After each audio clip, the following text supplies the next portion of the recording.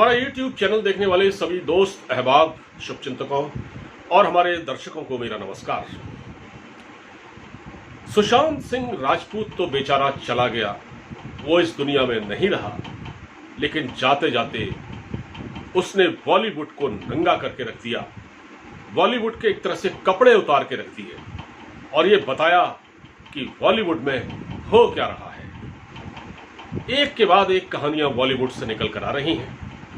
सुशांत सिंह राजपूत ने जो कहा था वो बात सही साबित होती है। हालांकि अभी सुशांत सिंह मामले की जांच चल रही है और इसमें बड़े बड़े जो सो कॉल्ड अभिनेता हैं वो इसमें फंसे हुए हैं। लेकिन अब क्या हुआ है, संगीतकार A.R. रहमान का दर्द छलका है। संगीतकार A.R. रहमान ने कह दिया है कि जब से उन्होंने ऑस्कर अवार्ड जीता उसके बाद से उनके बुरे दिन शुरू हो गए। क्यों? क्योंकि उनको बॉलीवुड में काम मिलना बंद हो गया। उन्होंने एक तरह से नेपोटिज्म की ओर ही इशारा किया है, भाई भतीजावाद, इसकी ओर इशारा किया है। तो ये कौन लोग हैं? इन लोगों के बारे में बहुत सारी बातें की जा चुकी हैं। इसके बाद बात यही नहीं थमती, बात इससे आगे बढ़ती है और अब एक ऐसे शख्स हैं जो कि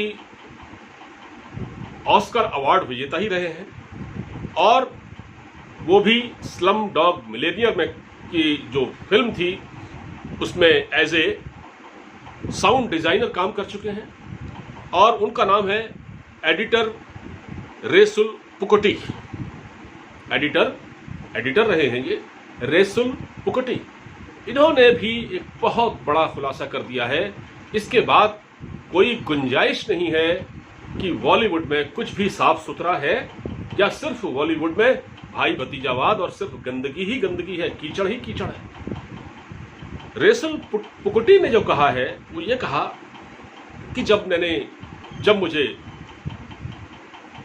as a sound designer Slumdog Millionaire नाम की फिल्म में मस्त साउंड फिक्सिंग का अवार्ड मिला, मैं बड़ा खुश था, लेकिन उसके बाद जो हुआ वो बताने लायक नहीं है। उसके बाद ऐसा हुआ कि ऐसा लगा कि लोगों ने मुझसे मुंह मोड़ लिया है, लोग मुझसे मिलना नहीं चाहते, लोग मुझे काम देना नहीं चाहते। उसके साथ बहुत बुरा सलूक हुआ। अब मैं बात कर रहा हूं A.R. रहमान की। A.R. रहमान के बारे में शेखर कपूर ने जो ट्वीट किया है उसे आप जरा सुनिए। शेखर कपूर ने जो ट्वीट किया है वो कहते हैं कि A.R. रहमान, तुम्हें अपनी प्रॉब्लम पता है, तुमने ऑस्कर अवार्ड जीत लिया, बॉलीवुड में इसे मौत को गले लगाना कहते हैं। इसका मतलब यह है कि तुम्हारे पास इतना टैलेंट है कि बॉलीवुड उसे डाइजेस्ट नहीं कर पा रहा। तो देखा आपने, ये शेखर कपूर ने कहा। शेखर कपूर का भी ट्वीट यही कहता है कि जो आउटसाइडर हैं उनके साथ कितना भेदभाव होता है। यहाँ जो बॉलीवुड है उसमें चंद खानदान वो अपने भाई भतीजे बेटे बेटियों को उसमें आगे बढ़ाते हैं। उनका एक सर्टेन कॉकस है।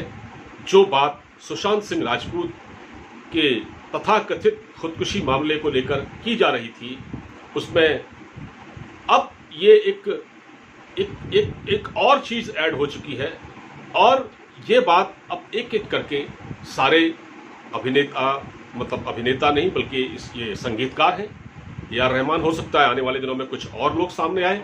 कंगना रनौत तो इस बारे में मोर्चा खोल ही रही हैं, वो लगातार इसके लिए लड़ाई कर रही हैं। उन्होंने तो ये कहा है कि A.R. रहमान के साथ जो हुआ वो कोई नई बात नहीं है, ऐसा इस बॉलीवुड इंडस्ट्री का चलन है, यहाँ तो यही होता है। अब ये लोग कौन हैं? सवाल इस बात का है कि ये लोग कौन हैं जो प्रतिभाओं को आगे नहीं बढ़ने देते। यहाँ जो आउटसाइडर का जो चक्कर है, क्योंकि सुशांत सिंह राजपूत बिहार के थे, इनको कौन लोग आगे बढ़ने से रोकते हैं? कौन लोग हैं ये? अब उसमें से एक नाम जो जो खबर में जो सुनने में आ रहा है वो वही लोग हैं, जैसे सलमान खान हैं, शाहरुख खान हैं, करण जौहर हैं, वरुण धवन हैं। ऐसे लोगों का नाम सामने आ रहा है, इन पर उंगली उठ रही है।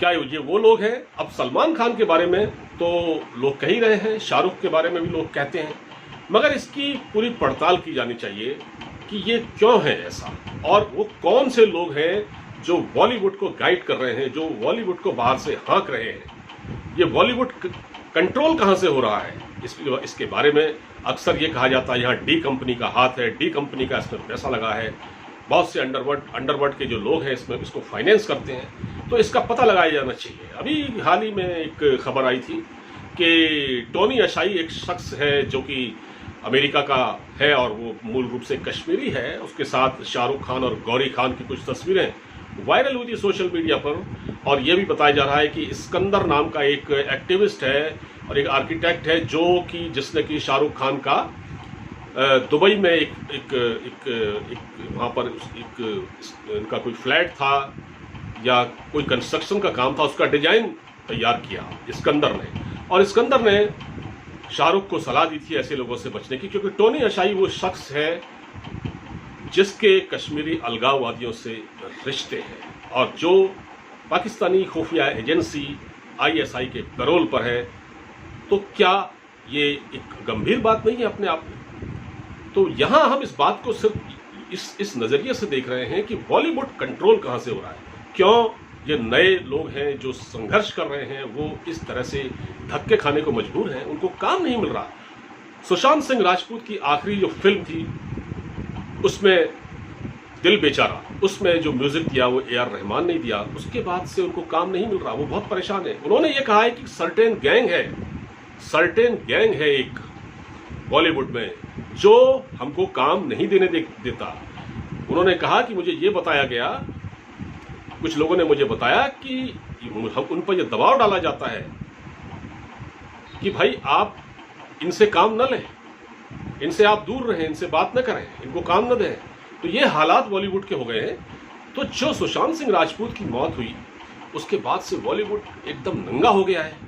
यहाँ कुछ भी साफ नहीं है, कुछ भी क्लियर नहीं है। पैसा कहाँ से आ रहा है, कौन लगा रहा है, कौन लोग इसको कंट्रोल कर रहे हैं, इस बात की जांच बहुत ज़रूरी है। इस पर निगरानी कोई तो होनी चाहिए, क्योंकि बॉलीवुड अब धीरे धीरे अपनी साख खोता जा रहा है। AR रहमान की इस बयान के बाद और उसके बाद जो साउंड इंजीनियर हैं रेसुल पुकुटी, इनके बयान के बाद ये बात अब शीशे की तरह साफ हो गई है। इसमें किसी गुंजाइश की कोई गुंजाइश नहीं है। फिलहाल इस वीडियो में इतना ही। अब मुझे इजाज़त दीजिए, अपना ख्याल रखिए, नमस्कार।